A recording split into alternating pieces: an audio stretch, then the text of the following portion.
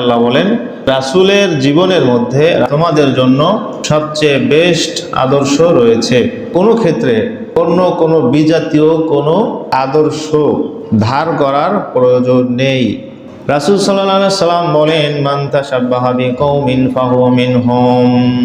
তোমার চলাফেরা, ওঠা বসা, লেনদেন, চালচলন সব কিছুতে তুমি যদি বিজাতীয় কোনো আদর্শকে ধারণ করো, লালন করো, একীন করে, মনে প্রাণে ভালোবেসে স্থায়ী আদর্শ হিসেবে গ্রহণ করে ফেলো, ফাহুয়া মিনহুম, তাহলে তোমার মৃত্যু মুসলমান হিসেবে হবে না।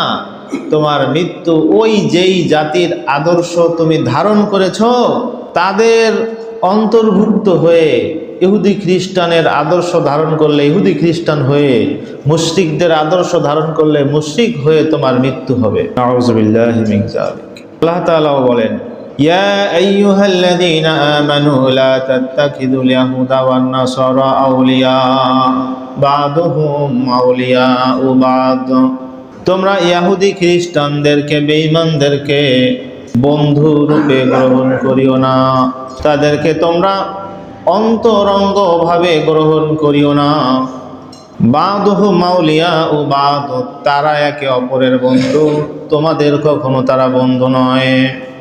ওয়া ইয়াতাওয়াল্লাহুম মিনকুম ফাইন্নাহু মিনহুম, আর জেনে রাখো তোমাদের মধ্যে যদি কেউ তাদেরকে বন্ধু রূপে, আদর্শ রূপে গ্রহণ করো, ফাইন্নাহু মিনহুম, তাহলে তার মৃত্যু মুসলমান হয়ে হবে না।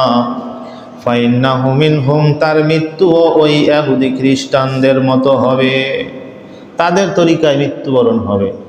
তাহলে এই 80 বছর 60 বছরের যে আমার মুসলমানিত্ব, এটা কি হবে?